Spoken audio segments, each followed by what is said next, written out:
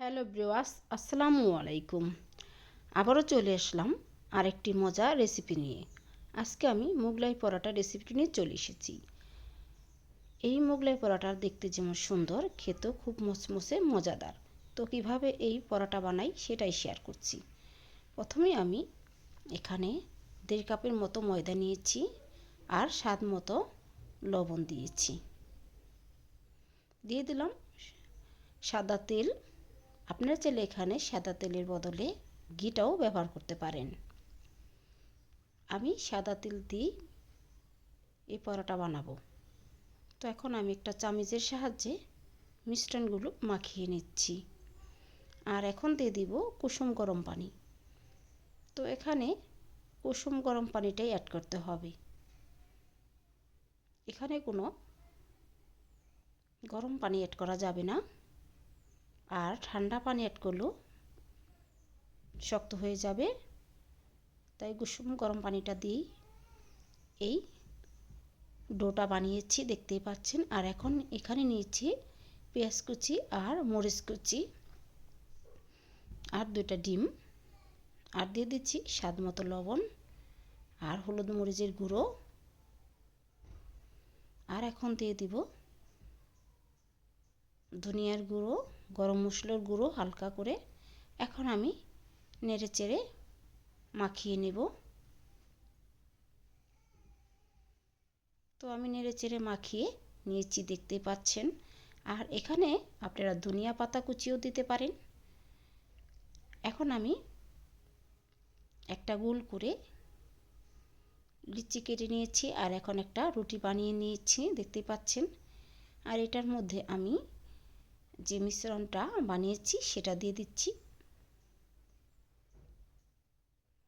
তো এভাবে ছড়িয়ে নিয়েছি, এখন ভাঁজ করে নিলাম। এটাকে আমি তেলের মধ্যে দিয়ে দিব। তো তেলটা গরম হয়ে গেছে, এখন দিয়ে দিয়েছি।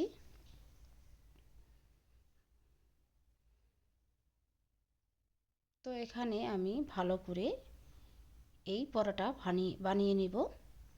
এখন যে চারিদিকে তেলটা আছে সেটা আমি উপরের দিকে দিয়ে দিব, তাহলে উপরের দিকটাও ভালো করে ভাজা হয়ে যাবে। তো ডুবো তেলে এই মোগলাই পরোটা বানাতে হবে, তাহলে খুব মচমচে হবে আর ভাজাটাও ভালো হবে। তো আপনাদের সামনে আমি 2টা মোগলাই পরোটা বানিয়ে দেখাবো। দেখুন, এক পিঠ ভালোভাবে ভাজা হয়েই গেছে, আরেক পিঠ উল্টিয়ে দিলাম।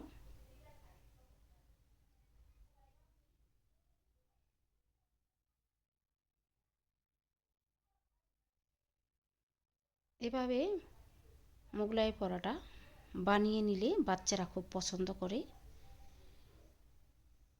সকালে নাস্তা আর বাচ্চাদের টিফিনে ওইভাবে দিতে পারেন খুব সহজেই। তো একটা আমার মোগলাই হয়ে গেছে অলরেডি। এখন আমি তেলটা ঝরিয়ে একটা প্লেটে রেখে দেব। আরেকটা মোগলাই বানিয়ে ফেলছি, দেখতেই পাচ্ছেন। এটাও আমার হয়ে গেছে, খুব সুন্দর আর মচমচে হয়েছে।